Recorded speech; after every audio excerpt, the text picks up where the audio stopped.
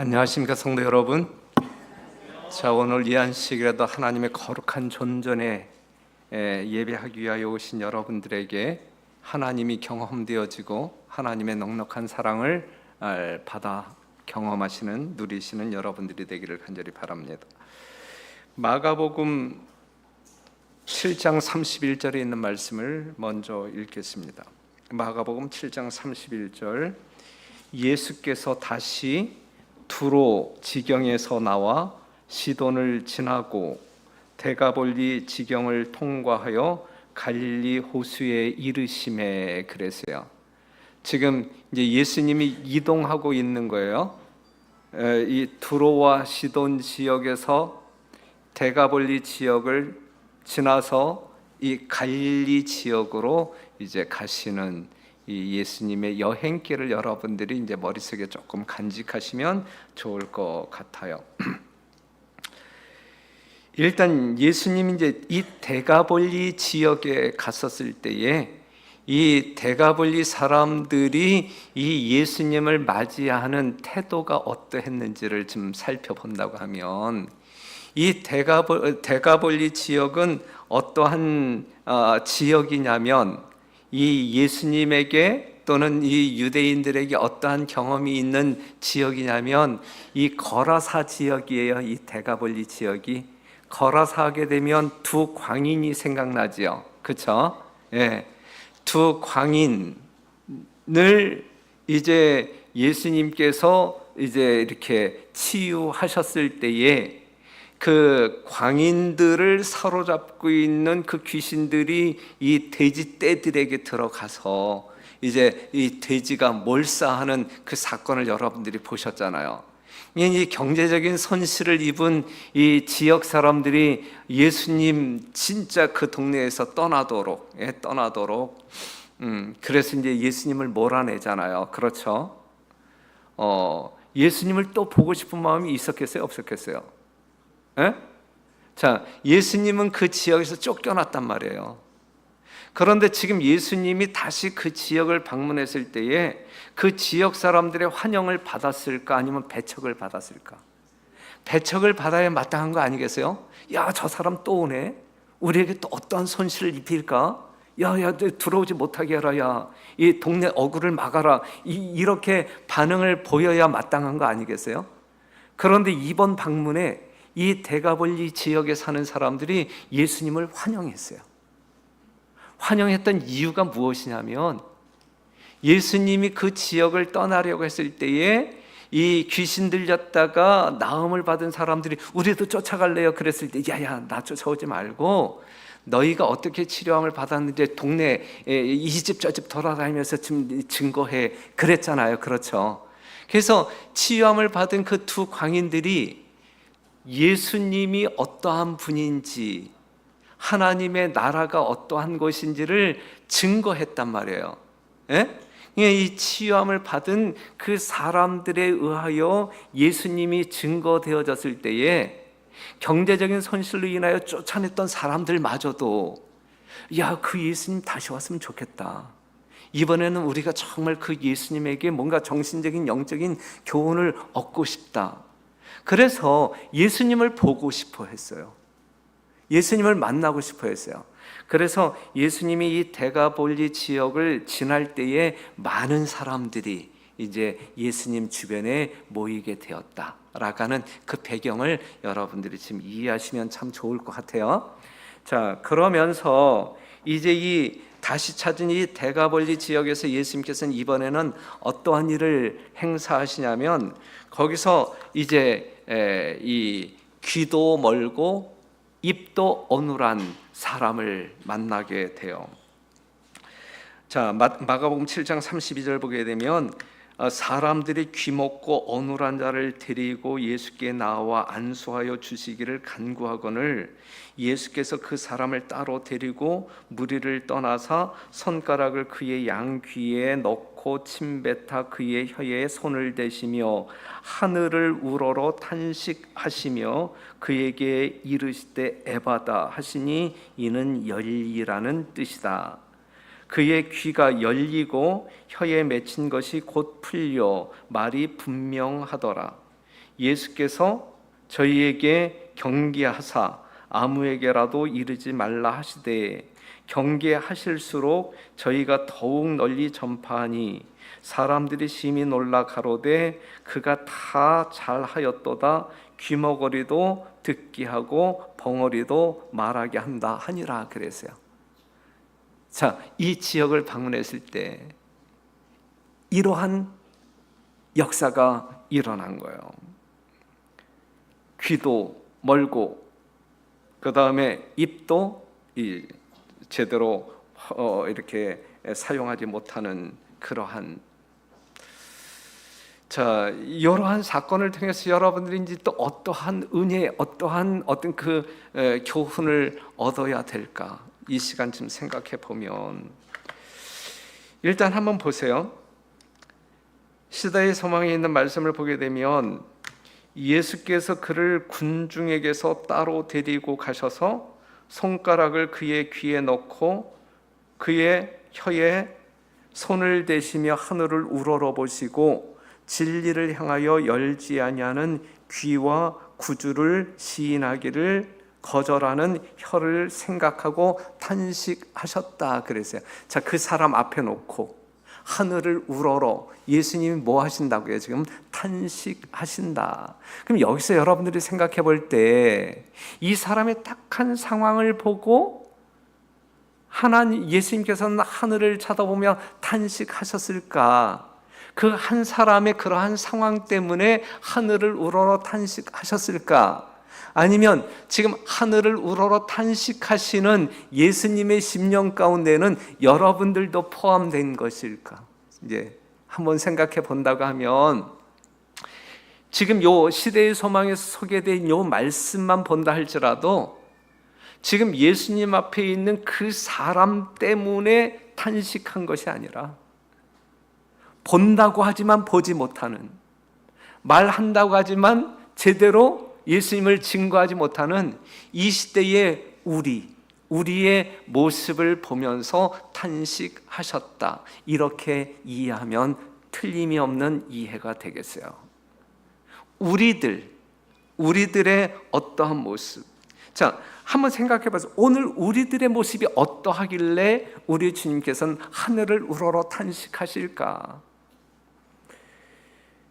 진리를 더디 깨닫거나 거절하는 사람들은 아닌가? 우리가 진리를 알면서도 진리를 다른 사람들에게 말하지 않는 입을 가지고 있다고 하면 그거야말로 벙어리 아닌가? 그렇죠? 이사야서를 보게 되면 오늘날 이 마지막 시대의 교회들을 비유적으로 이야기할 때 짖지 아니하는 벙어리개로 묘사하고 있거든요. 그렇죠? 자, 우리가 귀를 가지고 있다고 하지만 들을 귀를 가지고 있느냐 이거예요. 성령께서 말씀하시는 그 음성들을, 그 세미한 음성을 여러분들이 듣고 정말 천국을 향하여 전진하고 있느냐. 귀는 들린다고 하지만 진짜 하늘의 진리를 듣고 여러분들의 삶을 개혁하고 살아가느냐. 또한 우리가 입이 있는데 말이죠, 말할 수 있는 혀가 있음에도 불구하고 우리에게 담겨진 거룩한 진리의 보화를 다른 사람들에게 말하면서 전하면서 사느냐. 만약에 그렇지 않다고 하면 지금 이 예수님께 치유함을 받기 위하여 나온 그 귀먹은 사람이나 말 못하는 그 사람이나 우리나 다를 바가 없다는 이야기죠. 우리는 영적으로 적용하자 이거예요. 지금 예수님 앞에 온 사람은 정말 육적인 그러한 질병이 있는 실제적인 사람이고, 지금 예수님이 하늘을 쳐다보면서 탄식하시는데 그것은 영적인 귀, 영적인 혀가 열리지 않고 풀리지 아니한 오늘 이 시대에 우리들을 지금 지칭해서 탄식하고 있는 것이거든요. 우리 공동교회 성도들은 제외가 되겠지. 그렇죠? 우리는 아니니까. 그렇죠? 우리는 정말 제대로 듣고 제대로 말하는 사람들이니까. 그렇죠? 여하튼 이러한 상황을 좀 생각해 보면서 우리는 진짜 진리를 사모하고 깨달은 사람들로서 살아야 될 것이고, 우리를 구원한 이 위대한 진리, 그리하여 이 진리를 듣는 자마다 다 살아날 것인데, 우리가 말하지 아니함으로 말미암아 듣지 못하여 죽어가는 그 영혼들을 향하여 우리는 입을 놀려야 될 것이다 라는, 뭔가 말하면서 살아야 될 것이다 라는 사실이죠. 이 사건이 끝난 다음에 이제 이 데가볼리 지역에 있는 사람들이 이제 예수님을 상당히 우호적으로 맞이했잖아요. 그리고 또 이러한 어떤 그 치유의 능력을 보면서 그들은 예수님의 이 교훈에 깊이 빠져들어요. 그러한 이 예수님 주변에 모인 사람들과 더불어 며칠간의 집회가 지속되냐면 3일간의 집회가 지속이 돼요. 그런데 3일이 지나면서 먹을거리가 떨어졌어요. 네? 먹을거리가 떨어졌어요. 이제 이들을 돌려보내야 되는데, 예수님은 그들이 정말 기분 좋게 기쁜 마음으로 돌아갈 수 있도록 하고 싶은 마음이 간절한 거예요. 먹여보내야지, 이 굶주린 상태로 보내는 것은 이 예수님의 마음이 편치 않았어요. 편치 않았어요. 그랬을 때에 주자, 먹을 것을 좀 주어야 되지 않겠느냐, 이제 그랬을 때에 제자들의 반응이 어땠어요? 아무것도 없는데요. 뭐 떡덩이 7개와 물고기 2마리밖에 없는데요. 여러분 한번 생각해 보세요. 만약에 여러분들이라고 하면 이 상황에서 어떠한 반응을 보이겠어요? 이 친구들이 가야 되는데, 지금 이렇게 좀 먹여서 보내자. 그럴 때, 예수님 없잖아요. 우리가 뭐가 있다고요? 없잖아요. 여러분들은 그렇게 말씀하시겠어요? 아니면 다른 말로 말씀하시겠어요? 최소한 공능능교회 성도들의 수준이라고 하면 어떻게 말씀하셔야 돼요? 예? 어떻게 말씀하셔야 돼? 자, 한번 생각해 본다고 하게 되면 이미 그 제자들은 무엇을 경험한 사람들이냐면 5,000명을 먹이는 그러한 경험이 있는 사람들이에요. 그렇죠? 친히 경험한 사람들이에요. 그런데 지금 똑같은 상황이 벌어졌단 말이에요. 예수님에게 그러한 능력이 사라진 건 아니잖아요. 그렇죠? 그러면 예수님 지금 우리가 가지고 있는 것은 이것밖에 없는데, 예수님 지난번에 하셨잖아요. 그런 식으로 한번 해서 또 먹여 보내죠. 이러한 믿음을 고백해야 되는데, 그러한 믿음이 표현되어졌나요? 표현되어지지 않았나요? 그러한 믿음이 표현되어지지 않았단 말이에요. 믿음은 계속적으로 성장해야 되는데 이 제자들의 믿음이 성장이 안 하는 거예요. 이미 5,000명을 먹이는 예수님의 그러한 능력을 체험한 사람들이라고 하게 되면 뭐가 걱정이에요? 예수님이 계신데 뭐가 걱정이에요? 뭐 먹을 거 가지고 걱정해요? 축사하시면 그냥 5,000명이고 4,000명 먹일 수 있는 거 아니겠어요? 이러한 믿음을 딱 표현했다고 하게 되면 예수님께서 얼마나 큰 기쁨과 영광을 받으셨을까? 여러분들에게 지금 이야기하고 있는 거예요. 믿음을 보여라야. 정말 이 예수님과 더불어 여러분들이 지금까지 살아오시면서 수많은 영적인 경험들을 했다고 하면 거기에 상응하는, 거기에 합당한 믿음을 보여라 이거죠. 믿음을 보여라. 이것이 우리들의 오늘 모습이어야 된다라고 하는 사실입니다. 그 다음에 이제 예수님께서 또 이제 자리를 이동하시는데, 이제 어디로 이동하냐면 마가단으로 이 4,000명을 먹이신 후에 예수님은 이 제자들과 함께 이 갈릴리 호수 건너편에 있는 마가단 지역으로 가게 됩니다. 이 마가단, 갈릴리라고 이야기하시면 돼. 아까 맨 처음에 우리가 성경절 읽었을 때에 두로와 시돈 지나서 데가볼리 지나서 갈릴리로 가셨다 그랬잖아요. 이제 갈릴리로 가셨단 말이에요. 유대인들의 어떤 그 주거 지역인 갈릴리로 가셨단 말이에요. 그런데 여기서 이제 마가단으로 표현하고 있는데, 이 마가단은 달마누다라고 하는 이렇게 말과 동일한 지역을 이야기하고 있는데, 오늘날 신학자들은 이곳은 그 막달라 마리아가 살았던 그 지역일 것이다라고 이제 추측을 합니다. 그건 중요하지 않아요. 중요하지 않아요. 중요한 것은 이제 이곳에서 일어난 일이 무엇이냐. 자, 보세요. 예수님께서 두로와 시돈을 지났어요. 그런데 이 두로와 시돈 지역에서 일어났던 사건이 어떠한 사건이냐면 수로보니게 여인, 즉 귀신 들린 그 딸을 둔 엄마가 예수님을 찾아와서 고쳐주세요, 제발 고쳐주세요. 그랬을 때 예수님께서 뭐라고 이야기하세요? 야, 난 이스라엘 백성들을 위하여 온 존재이지 뭐 이방인을. 그랬을 때 야, 이 자식에게 주어야 할 음식을 취하여 개에게 던짐이 마땅하냐? 그랬을 때에 개는 주인의 상에서 떨어지는 부스러기를 먹나이다. 이 믿음을 보였잖아요. 그렇죠? 그 여인의 믿음을 보면서 예수님이 기뻤어요. 야, 이러한 믿음을 내가 세상 천지에 보지 못했다. 유대인들 중에 이러한 믿음을 내가 전혀 보지 못했는데 너를 통하여 내가 보았다. 그래서 얼마나 기뻐했어요. 용기를 얻으셨잖아요. 예수님이 하늘 보좌를 버리고 이 땅에 내려온 그 보람을 느끼셨잖아요. 그 여인의 믿음을 통하여.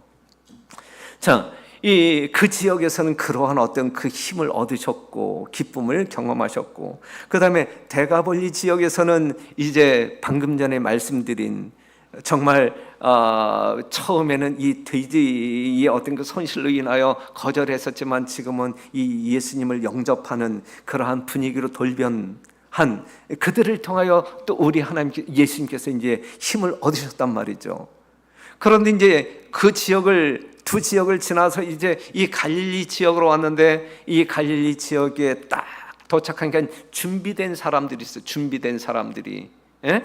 어떻게 준비된 사람들이냐면 뭔가 예수님에게 흠을 잡기 위하여 이 바리새인들과 사두개인들이 연합하여 이렇게 보낸 이 대표자들이 딱 예수님의 길을 가로막고 딱 던지는 질문이, 당신이 지금 행하고 있는 그러한 능력 우리가 보았는데 우리로 하여금 당신이 하나님의 아들이심을 보게 할 표적을 보여달라. 그러면 믿겠다. 이제 이렇게 이야기하고 있는 거예요. 그러니까는 그 수로보니게 여인이 보였던 그 믿음을 이 유대인들에게 보았으면 얼마나 더 좋으셨을까. 이 대가볼리 지역에서 환대를 받고 정말 이 3일 동안 굴먹하면서 식음을 정말 예수님 주변에서 이 말씀을 쏙쏙 이렇게 기쁨으로 듣는 그 지역 사람들처럼 이들이 그러한 반응을 보였으면 얼마나 좋았을까 예수님. 그런데 갈릴리 지역에 오자마자 딱 버팅기고 어떤 표적 보여줄래? 우리가 믿을 만한 표적 보여줘. 이제 이렇게 딱 대항하고 있는 것이거든요. 여러분들이 아는 바대로 바리새인은 어떠한 사람들이에요? 유대 지도자 계층의 사람들이에요. 제사장들 그룹이에요. 그렇죠? 이들은 로마 사람들을 좋아해서요, 좋아하지 않았어요? 로마 사람들을 좋아하지 않았어요. 그냥 반로마파야. 반로마파. 그리고 그들은 천사를 믿었고 부활을 믿었어요. 반면에 이 사두개인들은 어떠한 사람들이냐면 이 정치적인 지위가 있는 사람들. 그러면서 이 사람들은 자신들의 정치적인 지위를 유지하기 위하여 반로마파야 아니면 친로마파일까? 친로마파야. 사두개인들은 친로마파. 로마의 권세를 등지고 자신들의 어떤 그 권위를 유지해야 되니까 그들에게 사바사바해야 돼. 아주 친하게 지내야 할 그러한 계급이었어요. 하지만 종교적인 부분에 있어서 그들은 천사도 믿지 않았고 부활도 믿지 않았단 말이죠. 그렇기 때문에 이 바리새인 사람들과 이 사두개파는 늘 앙숙지간이었어요. 늘 앙숙지간이었는데, 그런데 이제 예수님을 이제 공격하는 일에 있어서는 언제든지 다 이제 힘을 합치게 되었어요. 악이 있는 곳에서는 어느 곳에서든지 선한 것을 멸하기 위하여 악과 악이 동맹하는 것이다 그랬어요. 이 마지막 시대를 본다고 하게 되면 로마 천주교회와 일반 개신교회는 적대적인 관계예요, 아니면은 어떤 그 친목적인 관계예요? 역사적으로 종교사를 보게 될 때 가해자와 피해자 사이거든요. 적대적의 관계거든요. 그렇죠. 그런데 이 마지막 시대에 이제 이 남은 백성, 하나님께 속한 남은 백성들을 멸하기 위해서는 그들이 찰떡으로 이제 연합하게 될 것이거든요. 이 마지막 시대에는 로마 천주교회를 중심으로 모든 종파들이 연합하게 될 것이다라고 하는 사실, 세계 종교 연합 운동이 일어날 것이라고 하는 사실을 우리는 예언적으로 아는 사람들이잖아요. 지금 그러한 상황이 벌어지고 있음을 여러분들이 다 알고 있잖아요. 그렇죠? 그럼에도 불구하고 우리는 느긋하게 살아가고 있잖아요. 그렇죠? 사단은 깨어서 광분하여 산길차를 찾아다니는데 정령 그 용과 더불어 싸워야 할 남은 백성들은 느긋하게 살아가고 있잖아요. 그러다가 이제 잡혀먹는 거야. 우리는 그러다 잡혀먹어요. 그래서 이제 여기서 보게 되면 바리새인과 사두개인들이 와서 예수를 시험하여 하늘로서 오는 표적 보이기를 청하니 예수께서 대답하여 가라사대 너희가 저녁에 하늘이 붉으면 날이 좋겠다 하고 아침에 하늘이 붉고 흐리면 오늘은 날이 굳겠다 하나니 너희가 천기는 분별할 줄 알면서 시대의 표적은 분별할 수 없느냐. 악하고 음란한 세대가 표적을 구하나 요나의 표적밖에는 보여줄 표적이 없느니라 하시고 저희를 떠나 가시다 그랬어요. 그들과 함께하고 싶은 마음이 없는 거예요. 그렇죠? 받아들일 마음이 없는 사람들에게 우리 주님께서는 함께 하실 수 없는 거예요. 그래서 떠나가시는 것이거든요. 예수님께 이 표적을 보이라고 주장하는 그들에게 예수님께서 이제 책망조로 이야기한 것은 뭐냐면 너희가 천기는 분별할 줄 알면서 시대의 표적은 분별할 수 없더냐라고 이야기하고 있거든요. 이것을 이런 식으로 한번 이야기해 봐요.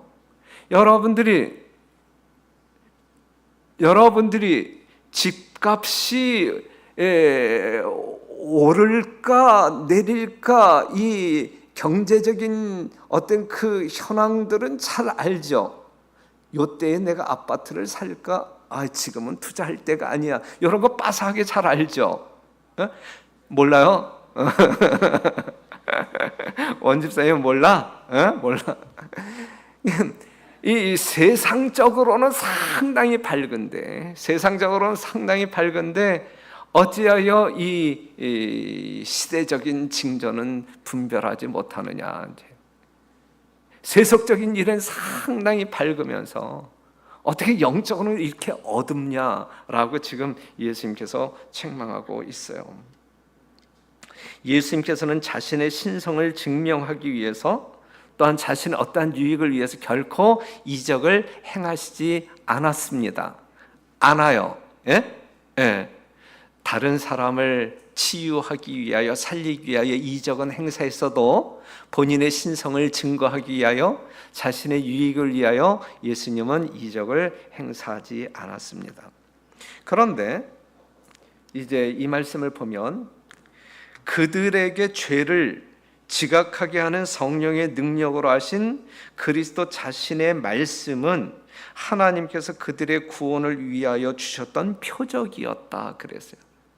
예수님의 말씀을 듣고 양심의 가책을 경험했다고 하게 되면 이거야말로 하나님께서 이분이 메시아이시다라고 하는 분명한 표적인데 그것을 감각하지 못하고 헤아리지 못하고 분별하지 못하는 어리석음을 이 바리새인들과 사두개인들이 보이고 있었던 거거든요. 그리고 그리스도의 사명을 보증하는 하늘에서 온 직접적인 표적도 주어졌다. 그게 뭐냐면 목자들이 들은 천사들의 노래, 동방박사들을 인도한 별, 침례받으실 때에 하늘로부터 내려온 비둘기 모양과 음성 등은 예수를 증거하는 표적들이었다. 그럼에도 불구하고 믿지 않는 거죠. 믿지 않으면서 또 다른 표적을 요구하는 거예요. 또 다른 표적을, 믿을 만한 표적을 보이라. 이러한 사람들에게 더 이상 예수님은 대꾸하지 않는다는 말씀이죠. 그러면서 예수님께서 하신 말씀이 뭐예요? 요나의 표적 말고는 너희들에게 보일 표적이 없다 그랬어요. 그렇죠? 그리고 예수님께서는 그들에게 요나의 표적을 보여주셨나요? 요나의 표적을 보여주셨나요? 요나의 표적이야말로 예수님이 메시아 구주이시다라는 분명한 표적, 증거이지요. 그렇죠? 요나의 표적이 뭘 이야기하고 있는 거예요? 요나가 물고기 뱃속에 3일 동안 있었듯이 예수님 십자가에 죽으시고 3일 동안 무덤 속에 계시다가 부활하시는 이 예수님의 마지막 생애, 이 구속을 이루기 위한 이 십자가의 어떤 그 삶을 묘사하고 있는 것이거든요. 요나의 표적은 예수님의 십자가 사건을 이야기하고 있는, 죄인들을 살리시기 위하여 죽고 장사 지내고 부활하는 사건을 이야기하고 있는 거예요. 이것이 예수님이 이 세상의 구주이심을 분명하게 증거하는 표적 중에 표적이다라는 사실이죠. 우리 예수님께서는 그 표적을 그거 말고는 보여줄 게 없다. 그리고 십자가의 죽으심으로 말미암아 그것을 보여주셨단 말씀입니다.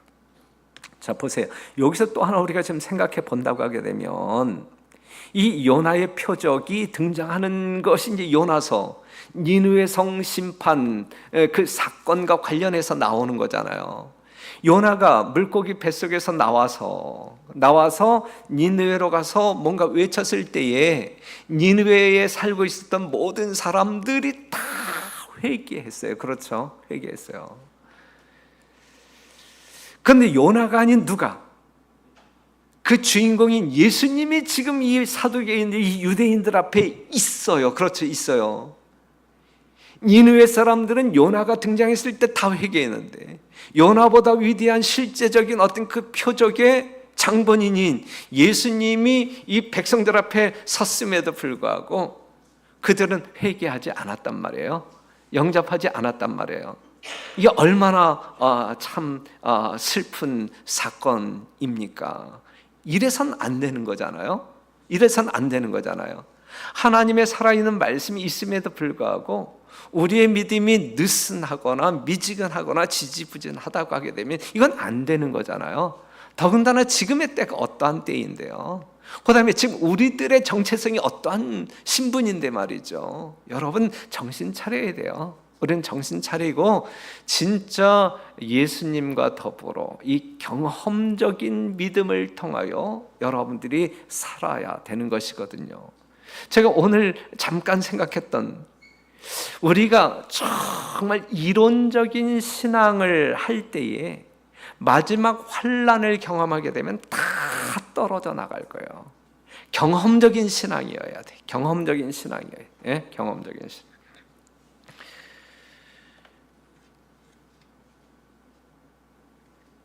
그래서 하나님의 존재와 능력을 확신시키는 것은 눈에 보이는 어떤 그 현상적 표적이 아니라 성령의 내재하심과 역사를 통해서 사람이 변하는, 그것이 진짜 하나님의 능력을 증거하는 표적이 될 것이다 라는 사실입니다. 그래서 이 말씀 소개합니다. 참, 인간의 마음에 일어나는 변화, 곧 인간의 품성의 변화는 살아계신 구주께서 영혼을 구하시려고 역사하고 계심을 보여주는 기적이다. 그래서 기적이다. 그리스도 안에서의 언행 일치의 생애는 하나의 큰 이적이다. 그랬어요. 사랑하는 성도 여러분, 우리 매일의 삶 가운데서 하나님께서 이루시는 이적을 경험해야 한다니까요. 그 다음에 이적의 진정한 주인공들이 우리이어야 된다고요. 그렇죠? 그냥 다른 어떠한 것을 통하여 하나님의 어떤 그 능력의 이적 보기를 원하지 말고 나의 삶을 통하여 나의 삶 속에 역사하시는 성령의 능력으로 말미암아 내 양심이 나날이 새롭게 깨달음을 얻고 하나님의 거룩한 진리의 말씀에 순종하는 능력을 받아 우리의 생애가 변화된다고 하게 되면 나를 지켜보는 다른 사람들은 하나님의 위대한 기적을 보게 되는 것이거든요. 우리는 기적의 주인공들이 되어야 돼. 예? 기적의 주인공들이. 그래서 우리 공능동교회는 저마다 모든 사람들이 매일같이 변화되는 어떠한 모습을 통하여 야, 저기서도 기적이 일어났네, 저기서도 기적이 일어났네, 누구에게도 기적이 일어났네, 저 사람에게도 기적이 일어났네, 이러한 것들을 매 안식일마다 우리가 확인한다고 하게 되면 얼마나 뜨겁겠어요. 얼마나 생동감이 있겠어요. 이 생명력이 흘러넘치지. 그런데 저 집사님은 지난 안식일보다 오히려 더 싸나워졌네, 만약에 이런 식으로가 평가된다고 하게 되면 교회가 싸하죠, 냉랭하죠. 거기에 무슨 예수님이 임재하실 수 있겠어요? 아니거든요. 그래서 우리가 경험할 수 있는 최고의 기적은 성령의 역사로 말미암아 나의 품성 변화, 이것이 최고의 기적이다. 그렇기 때문에 하나님이 나와 함께 하신다라고 하는 분명한 증거, 그러한 이적을 여러분들이 증거하고 사는 생애를 살아야 합니다. 그렇게 사시겠습니까? 네? 그러한 일들이 경험되어지면 여러분들은 염려할 거 없고 근심거리 없고 마지막 환난에 대한 두려움도 다 사라질 것이고 매일 매 순간 용기 백배할 뿐만 아니라 기쁨 넘치고 행복 넘치는 그러한 삶을 살게 될 거예요. 그렇게 삽시다, 우리 조 사장님. 예? 자, 그다음에 이제 이 이야기가 지나간 다음에 예수님께서는 어떠한 말씀을 이제 제자들에게 주시냐면, 그 마태복음 16장 5절에서 12절에 있는 말씀을 볼 때에 제자들이 건너편으로 갈새 떡 가져가기를 잊었더니 예수께서 이르시되 삼가 바리새인과 사두개인들의 누룩을 주의하라 하신대 제자들이 서로 의논하여 가로되 우리가 떡을 가져오지 아니하였도다 하거늘. 이때 또 예수님께서는 속이 답답한 거야. 예? 예? 정말 그렇게 5,000명 먹이는 기적도 경험했고 또 방금 전에 4,000명 먹이는 기적도 경험했음에도 불구하고 떡이 없음으로 말미암아 근심하는 이 제자들의 모습을 보면서 예수님이 참 오래 참으셔, 그죠?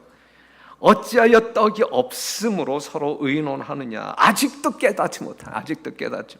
예? 여러분들의 근심거리 중에 가장 많은 이유가 어디에 있어요? 이 먹는 문제, 이 경제적인 문제에 달려 있죠. 우리 아이 학비는 어떻게 마련해야 할까?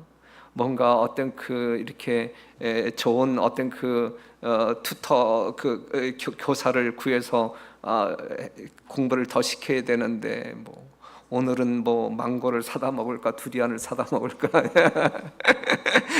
자, 이 경제적인 문제로 이제 근심들을 하잖아, 그렇죠?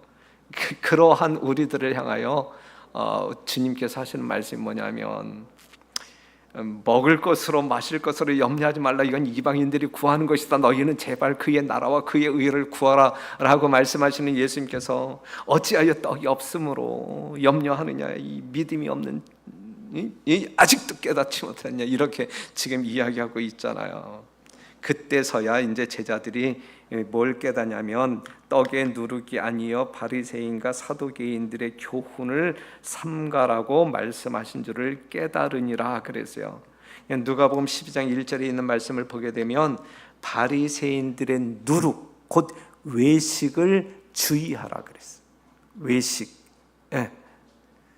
바리새인들은 외식, 사두개인들은 이 정치적인 권모술수, 이러한 것들, 이러한 것들은 우리가 경계해야 할 내용들이에요. 여러분들의 신앙 삶에 있어서 제발 열매 맺기 위하여 애쓰는 여러분 되시기를 간절히 바라요. 잎을 무성하게 키우기 위하여 외식을 행사하지 않는 여러분들이 되시기를 간절히 바랍니다. 정말 이 외식은 그냥 경건의 모양은 아무 소용없어요.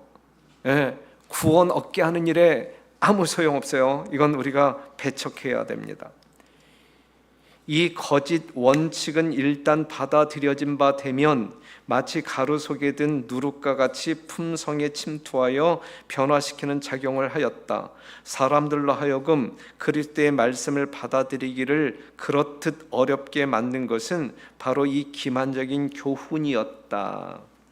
그러면서 이 외식의 목적이 뭐냐면 바리새인들의 외식은 이기주의에서 나온 것이었다. 자신을 영화롭게 하는 것이 그들의 생애의 목적이었다. 그들로 성경의 말씀을 왜곡하고 악용하며 그리스도의 사명의 목적에 눈을 감게 한 것은 바로 이것이었다 그랬거든요. 외식이라고 하는 것은 경건의 모양을 추구하는 그러한 어떤 그 삶의 태도는 이기주의에서 나오는 것이다. 이기주의. 예? 정말 자기 자신을 잘 보이기 위해서, 그래서 다른 사람들에게 칭찬 듣고 싶고 다른 사람들의 어떤 그 존중을 받고 싶은 그러한 마음에서 나오는 것이다 그랬거든요. 그러니까 예수님께서 늘 우리에게 하는 말씀이 뭐냐면 우리가 바라보아야 할 것은 예수님이어야지 사람이어서는 안 된단 말이죠. 사람. 여러분들이 시선을 끌어야 할 것은 예수님이 나를 어떻게 생각하느냐가 중요한 것이지 다른 사람의 판단이 그거는 아무 소용없단 말이에요. 예? 담임 목사가 여러분들을 참 집사님은 참 선하시다, 참 훌륭하시다, 이러한 평가 중요하지 않단 말이에요. 하나님이 나에게 주는 평가가 중요한 것이지 사람의 평가는 중요하지 않단 말이에요. 예? 여러분들이 저의 설교를 듣고 어떤 평가 내리지 마세요. 예. 그거 중요하지 않단 말이에요. 하나님께 정말 이 설교 시간을 통하여 여러분들이 하나님의 음성을 하나라도 건진다고 하게 되면 여러분들은 성공적인 어떤 그 설교 시간을 보내게 된 것이고, 그것을 이렇게 다른 사람을 이렇게 평가하는 일에 사용되어서는 안 돼요.